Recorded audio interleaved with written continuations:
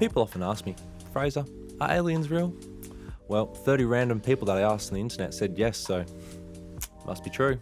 That aside, let's take a look at what makes life possible, and maybe we can get a bit closer to answering the big question. Are we alone? In our galaxy, the Milky Way, there are an estimated 40 billion Earth-sized planets that are within the habitable zone of their sun-like star. But what's the habitable zone, you ask? Well, the habitable zone is an area around a star where liquid water can exist on a planet, and it gets larger or smaller depending on the star's luminosity. Now you're probably thinking, so there's all these planets that can potentially sustain life, but where are all the aliens? If only 0.1% of all those planets contained life, there would still be 40 million planets with life. So where are they all? Well, it isn't quite that simple really.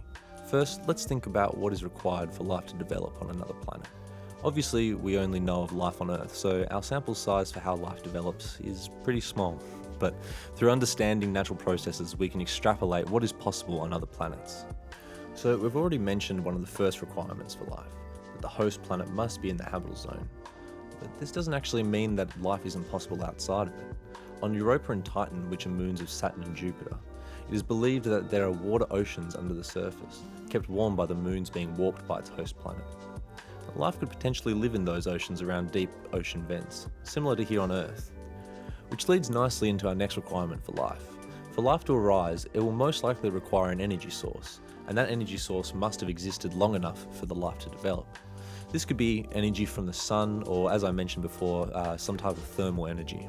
A liquid solvent is a necessity for life to begin developing. This doesn't have to be water. Things such as ammonia or sulfuric acid have also been suggested as possible solvents for life, as they have a large temperature range at which they are liquid, and chemical reactions can also occur in them. So what makes the basis for life? Well, all life on Earth is carbon-based. But why is carbon used? Well, carbon is able to bond with up to 4 atoms, including itself, which allows for development of complex structures, which forms a basis for life to develop. Let's assume we've found a planet with life on it. What would that life look like? What would it be? Well, it's been theorized that life is actually pretty common in the universe, but intelligent life is actually very rare. So the life we'll find is most likely going to be some basic life form, such as single-celled organisms or maybe extremophiles, that can live in extreme conditions such as in very high or very low temperatures. So if life is so common and there's billions of planets that might harbour life, well, why haven't we found life yet? One of the biggest reasons is that space is actually very spread apart. Sure, we can go to Mars, but even that takes us about 8 months to get there. Our closest solar neighbour is Proxima Centauri, which is about 4.25 light years away. Okay, sure, that doesn't sound so far, but the farthest humans have ever reached into space is with Voyager 1, which is currently 22.6 billion kilometres away from us.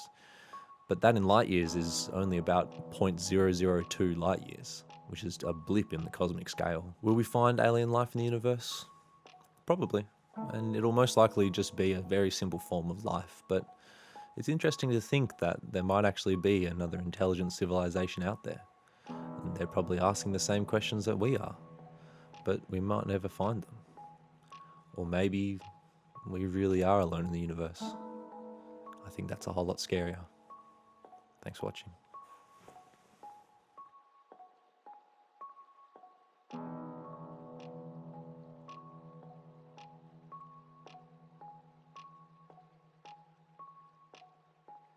Бас колбасит соло, колбасер по пояс голый.